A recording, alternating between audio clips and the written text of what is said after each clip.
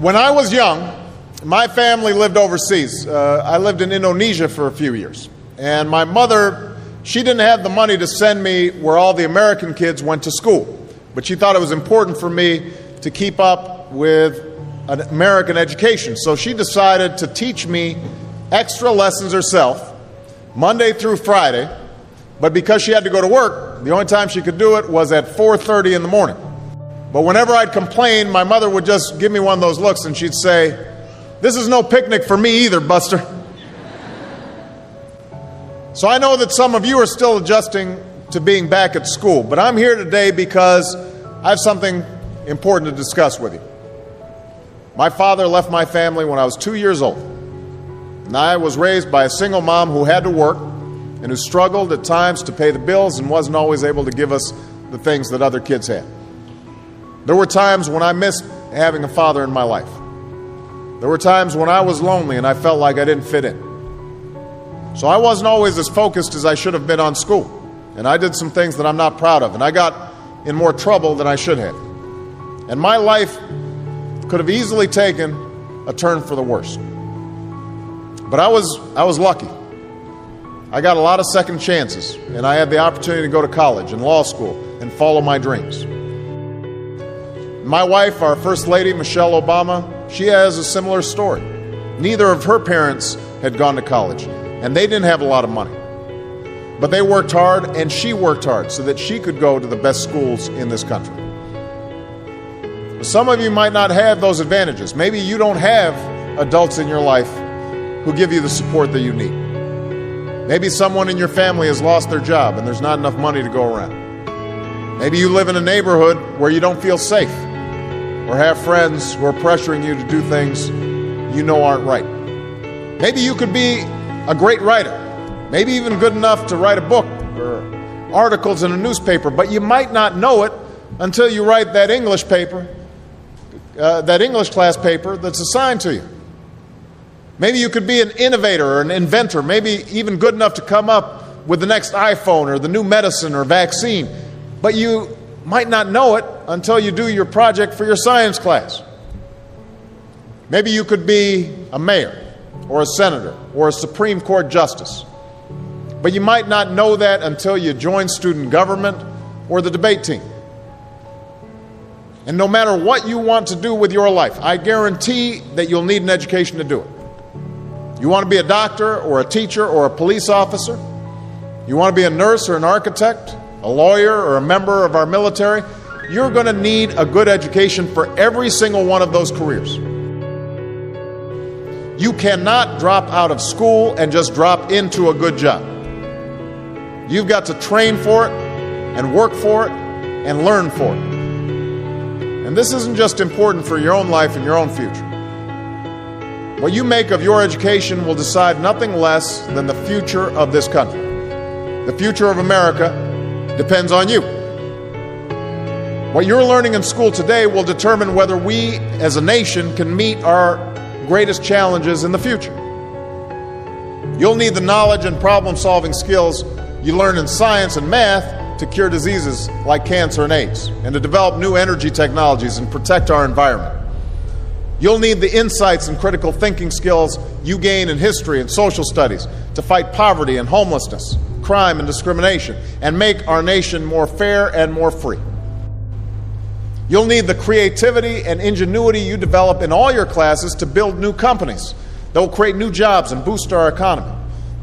We need every single one of you to develop your talents and your skills and your intellect so you can help us old folks solve our most difficult problems.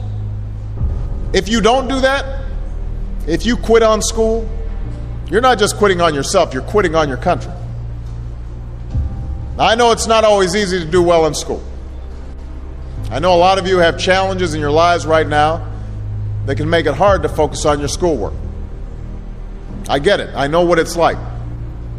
But at the end of the day, the circumstances of your life, what you look like, where you come from, how much money you have, what you've got going on at home, none of that is an excuse for neglecting your homework or having a bad attitude in school. That's no excuse for talking back to your teacher or cutting class or dropping out of school. There is no excuse for not trying. Where you are right now doesn't have to determine where you'll end up. No one's written your destiny for you. Because here in America, you write your own destiny. You make your own future. That's what young people like you are doing every day all across America. That's why today I'm calling on each of you to set your own goals for your education and do everything you can to meet them. Your goal can be something as simple as doing all your homework, paying attention in class, or spending some time each day reading a book. Maybe you'll decide to get involved in an extracurricular activity or volunteer in your community. Maybe you'll decide to stand up for kids who are being teased or bullied because of who they are or how they look. Because you believe, like I do, that all young people deserve a safe environment to study and learn. Maybe you'll decide to take better care of yourself so you could be more ready to learn. But whatever you resolve to do, I want you to commit to it. I want you to really work at it. I know that sometimes you get that sense from TV that you can be rich and successful without any hard work. That your ticket to success is through rapping or basketball or being a reality TV star. Chances are you're not going to be any of those things. The truth is, being successful is hard. You won't love every subject that you study. You won't click with every teacher that you have. Not every homework assignment will seem completely relevant to your life right at this minute. And you won't necessarily succeed at everything the first time you try. That's okay. Some of the most successful people in the world are the ones who've had the most failures. J.K. Rowling, who wrote Harry Potter, her first Harry Potter book was rejected 12 times before it was finally published.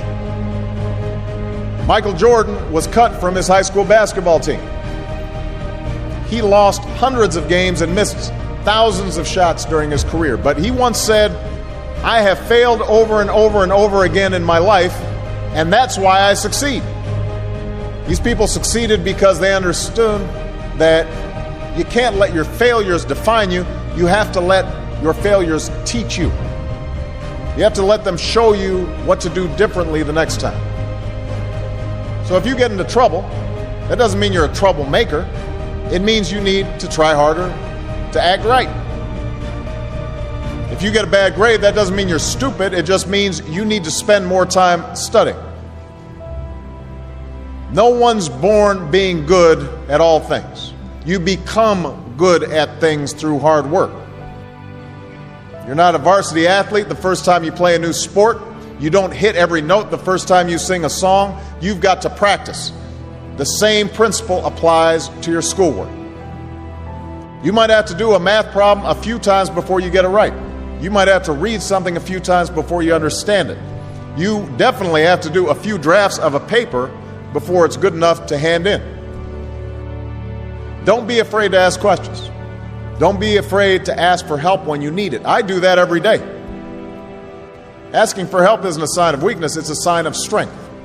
Because it shows you have the courage to admit when you don't know something, and that then allows you to learn something new. So find an adult that you trust, a parent, a grandparent, or a teacher, a coach, or a counselor, and ask them to help you stay on track to meet your goals. And even when you're struggling, even when you're discouraged, and you feel like other people have given up on you, don't ever give up on yourself. Because when you give up on yourself, you give up on your country. The story of America isn't about people who quit when things got tough. It's about people who kept going, who tried harder, who loved their country too much to do anything less than their best. It's the story of students who sat where you sit 250 years ago and went on to wage a revolution, and they founded this nation. Young people. Students who sat where you sit 75 years ago, who overcame a depression and won a world war, who fought for civil rights and put a man on the moon. Students who sat where you sit 20 years ago, who founded Google and Twitter and Facebook and changed the way we communicate with each other. So today, I want to ask all of you, what's your contribution going to be? What problems are you going to solve? What discoveries will you make? What will a president who comes here in 20 or 50 or 100 years say about what all of you did for this country?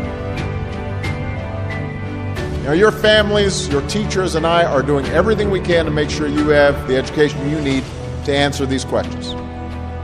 I'm working hard to fix up your classrooms and get you the books and the equipment and the computers you need to learn. But you've got to do your part too. So I expect all of you to get serious this year. I expect you to put your best effort into everything you do. I expect great things from each of you. So don't let us down. Don't let your family down or your country down. Most of all, don't let yourself down. Make us all proud.